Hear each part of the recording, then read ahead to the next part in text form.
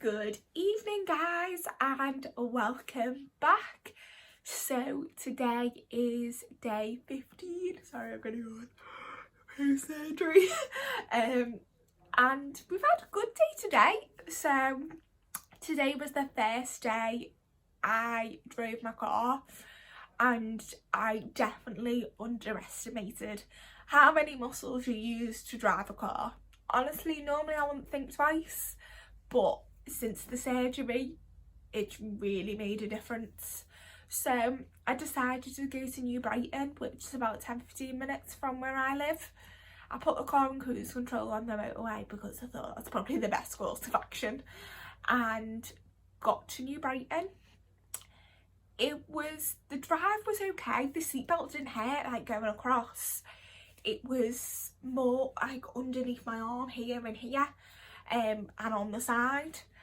Obviously this side was okay, but obviously the left side, with changing the gears in the car, second, fourth and sixth, I really had to like take a deep breath and go, breathe Sarah, breathe. So I was due medication like 10 minutes after I left, kind of on the way to New Brighton, and I thought I'll be fine when I get there, but in hindsight I should have just pulled over and taken them. But I thought, no Sarah, like it's fine, you'll be there in 5 minutes. Get to New Brighton, the queue was massive. It was like everyone had come to New Brighton. I hadn't seen it like that since we had the really nice weather over the summer, and I thought, okay, great. So drove around for a bit, finally found a car parking space in Morrison's, because we all know Sarah needs to be near a toilet. And as we all know, or people that do know, New Brighton has this lovely hump like this on the way in. And I got to it and I thought, no, like humps is in the roads is still something that really does hurt.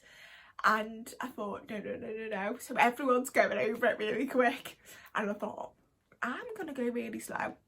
But as always, the car behind gets even closer, and I thought, mate, stop it. Like, you really don't know. This is the first time I've been out on my own in 2 weeks. And this is the first time I'm driving. Please give me space. But luckily you did. So, like, I did go really slow, like 15 miles an hour over it. And I was like, breathe, Sarah, breathe. We got over it. But I was like, oh, that did hurt. So, parked the car at New Brighton. That was fine, not a problem. We are doing the whole let's shuffle the wheel thing. I'm sure a lot of people did that when they first started to learn to drive. I've been driving a number of years and haven't done that like ever. But if that's how I have to drive for a bit, that's how I have to drive for a bit. It just means that I probably take the corner a lot slower, like a learner, than what I used to. But we're driving, we're fine. So I parked the car, and as always, Sarah needs the toilet. So normally I do have an app on my phone that tells me the nearest toilets, but I only tend to use it if I'm in a place that I'm unfamiliar where the toilets may be. Because after the experience when I went to London for a weekend, honestly, in London you need to get in the toilet queue like 15 minutes before you actually need to go, because there was so many times in London that honestly I nearly wet myself, and it would have been embarrassing if I had. But after that I've learned to go to the toilet as soon as I need it and not wait. So we get to the Seahorse pub in New Brighton, and I was like, oh, the big doors. Sarah forgot about them doors. Normally I'd open it, not a problem. So I had like 2 hands and I didn't realise how heavy they were, and I just like pulled it a little bit and I was a bit like, oh, this is hurting. And I was like, you need the toilet, Sarah, like there's nothing you can do. There's people sitting in the pub, and probably someone noticed and thought, what is that woman doing? So I managed to get the door open, and the gap was literally like this big, and I squeezed myself for a bit. Luckily the second door was a lot lighter, so I could open it. Went to the toilet, no problem. On the way out, was able to kick the door open, not a problem. Got my steps in New Brighton, so I hit 7,500 steps today. I did plan on 10,000. Oh, sorry, I'm gonna yawn again. I'm tired now.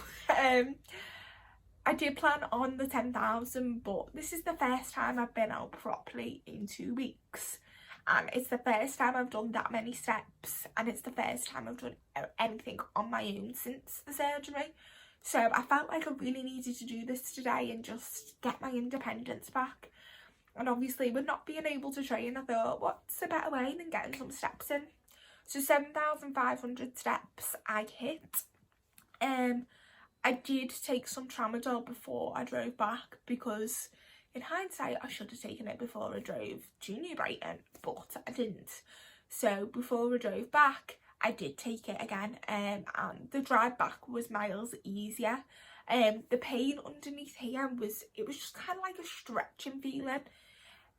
The best way I can explain it is probably anybody that's injured their hamstrings or kind of like overdone their hamstrings a bit in training and it pulls, it feels like that underneath your arms and here, and it was uncomfortable.